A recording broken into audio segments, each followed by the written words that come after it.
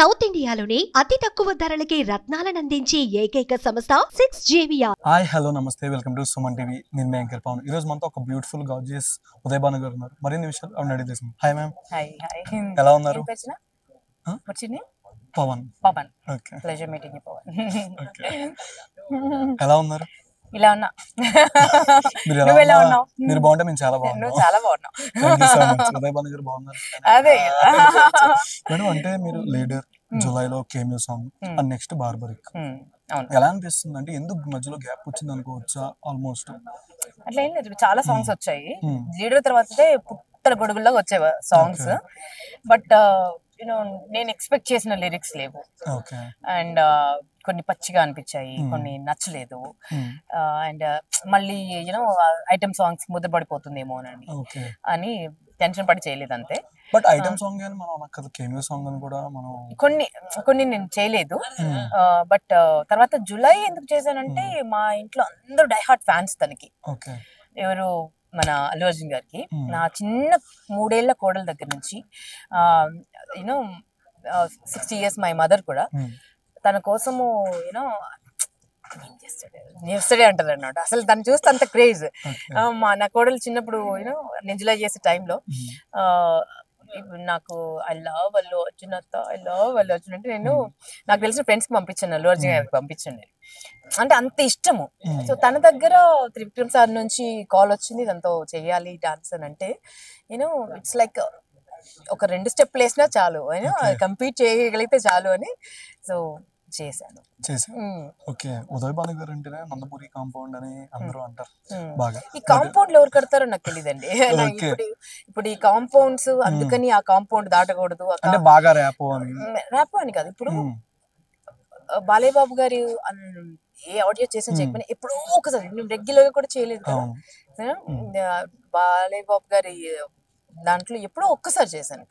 And you know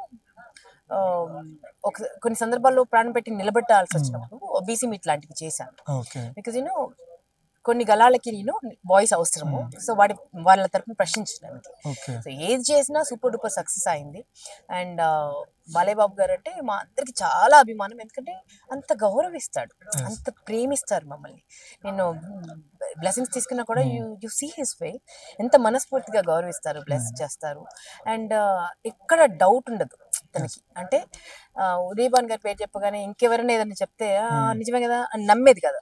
ఆయన దగ్గర ఒక మాట కూడా వాగడానికి లేదు.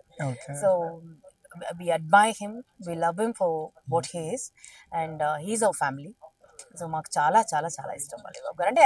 కంపౌండ్ అని కాదు, నాకు అందరూ హీరోస్ ఇష్టమే, అందరూ హీరోస్ ఇష్టమే. ఇప్పుడు వెంకటేష్ గారు ఇష్టము, నాగార్జున గారు అయితే నన్ను ఇరికివిరు టైంలో you know on stage he hug me on stage. And Pushpa 1 కి నేను చేసినప్పుడు యూనో అల్లు అర్జున్ అంటే ఎవరినైనా అంతే ప్రాణంగా ప్రేమిస్తాం. బాలయ్య బాబు గారు అంటే ఏంటంటే he has become my family.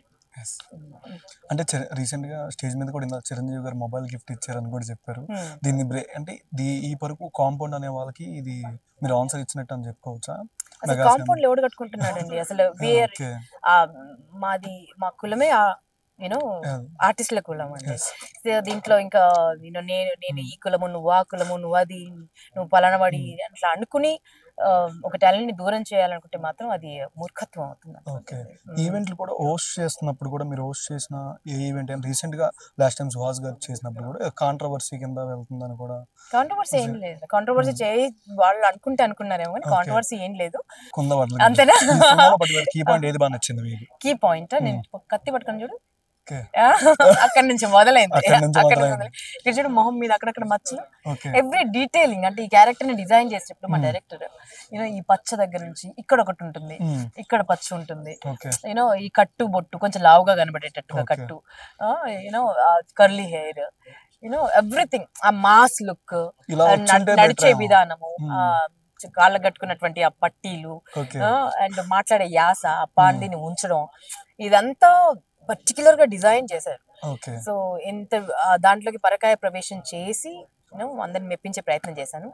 Theatres లో మన మెగాస్టార్ గారి బర్త్డే రోజు వస్తుంది. సో అందరూ చూసి అప్రిషియేట్ చేసి విజిల్ వేస్తారని మనసు. యాష కత్తి మొత్తం అది ప్రీ రిలీజ్ లో చెప్తా. మా కోసం కొంచెం ఇది అప్పుడే ఆ రోజు నువ్వు రా ఖచ్చితంగా. పవన్ నన్ను పిలుస్తా.